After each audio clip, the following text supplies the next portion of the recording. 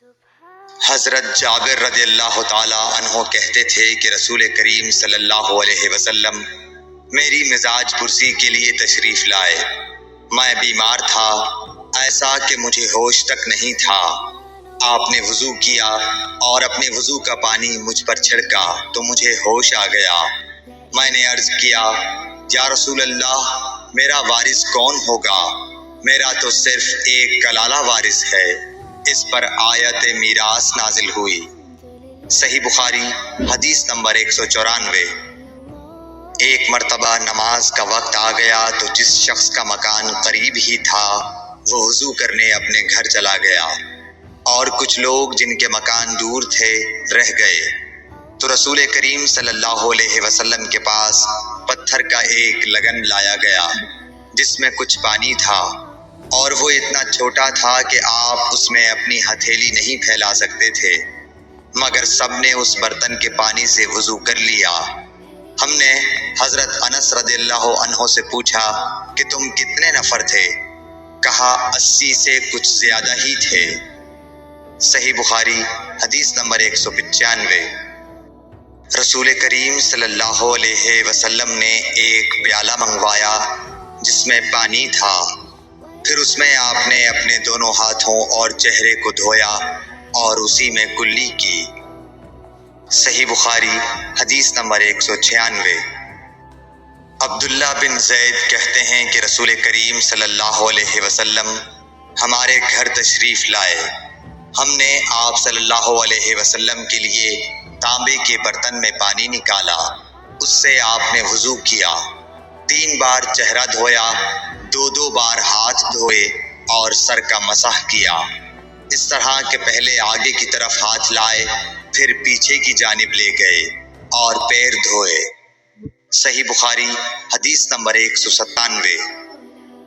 حضرت عائشہ رضی اللہ تعالی عنہا نے فرمایا کہ جب رسول کریم صلی اللہ علیہ وسلم بیمار ہوئے اور آپ کی بیماری زیادہ ہو گئی تو آپ نے اپنی دوسری بیویوں سے اس بات کی اجازت لے لی کہ آپ کی تیمارداری میرے ہی گھر کی جائے۔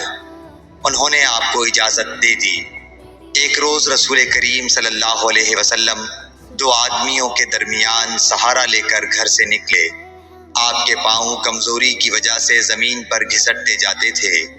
حضرت عباس رضی اللہ تعالی عنہ اور ایک آدمی کے درمیان آپ باہر نکلے تھے۔ عبید اللہ راوی حدیث کہتے ہیں کہ میں نے یہ حدیث عبداللہ بن عباس رضی اللہ تعالی عنہ کو سنائی تو وہ بولے، تم جانتے ہو دوسرا آدمی کون تھا؟ میں نے عرض کیا کہ نہیں۔ کہنے لگے وہ علی رضی اللہ تعالی عنہ تھے۔ پھر حضرت عائشہ رضی اللہ تعالی عنہا فرماتی تھیں کہ جب نبی کریم صلی اللہ علیہ وسلم اپنے گھر میں داخل ہوئے اور آپ کا مرض بڑھ گیا تو آپ نے فرمایا میرے اوپر ایسی 7 مشکوں کا پانی ڈالو جن کے سربند نہ کھولے گئے ہوں، تاکہ میں سکون کے بعد لوگوں کو کچھ وصیت کروں۔ چنانچہ آپ کو حضرت حفصہ رسول اللہ صلی اللہ علیہ وسلم کی دوسری بیوی کے لگن میں جو تانبے کا تھا بٹھا دیا گیا، اور ہم نے آپ پر ان مشکوں سے پانی بہانا شروع کیا۔ جب آپ ہم کو اشارہ فرمانے لگے کہ بس اب تم نے اپنا کام پورا کر دیا تو اس کے بعد آپ لوگوں کے پاس باہر تشریف لے گئے۔ صحیح بخاری حدیث نمبر 198۔ عمرو بن یحییٰ نے اپنے باپ یحییٰ کے واسطے سے بیان کیا، وہ کہتے ہیں کہ میرے چچا بہت وضو کیا کرتے تھے، یا یہ کہ وضو میں بہت پانی بہاتے تھے۔ ایک دن انہوں نے عبداللہ بن زید رضی اللہ تعالی عنہ سے کہا کہ مجھے بتلائیے رسول اللہ صلی اللہ علیہ وسلم کس طرح وضو کیا کرتے تھے۔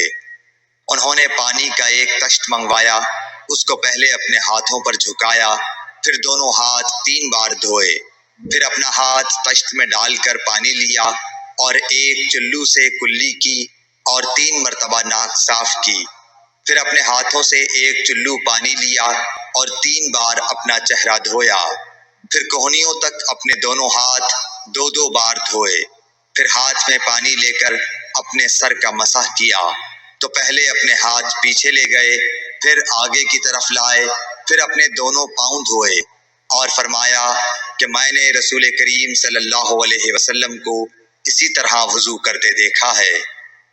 صحیح بخاری حدیث نمبر 199۔